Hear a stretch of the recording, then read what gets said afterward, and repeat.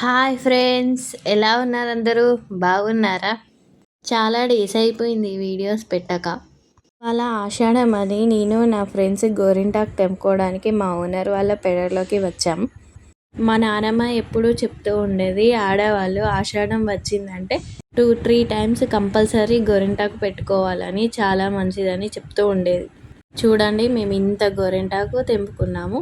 చిన్నప్పుడు మా ఫ్రెండ్స్ నేను కలిసి చాలా గోరింటాకు తెంపుకొచ్చేవాళ్ళం. అక్కడ ఇక్కడ తిరిగి అందరం కలిసి నూరుకొని అందరం కలిసి పెట్టుకునే వాళ్ళం. చాలా బాగా అనిపించేది అప్పుడు.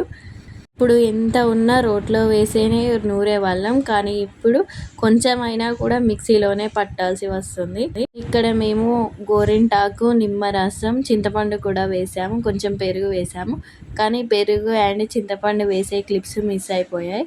ఇంత మెత్తగా పట్టుకున్నాం చూడండి.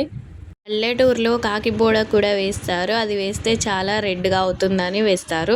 కానీ మనకి ఇక్కడ సిటీలో కాకిబోడ దొరకదు, పల్లెటూరులోనే దొరుకుతుంది అది. మేము అంత తెంపుకొస్తే ఇంత అయింది చూడండి. ఇక్కడ మా ఫ్రెండ్ పెట్టుకుంటుంది, అందరం పెట్టుకుంటున్నారు. నా బిడ్డ కూడా పెట్టుకుంటుంది, చూడండి ఎంత చక్కగా పెట్టుకుంటుందో. ఇక్కడ అందరూ పెట్టేసుకుంటున్నారు కానీ నేను మాత్రం పెట్టుకోలేదు, నేనే మిస్ అయ్యాను.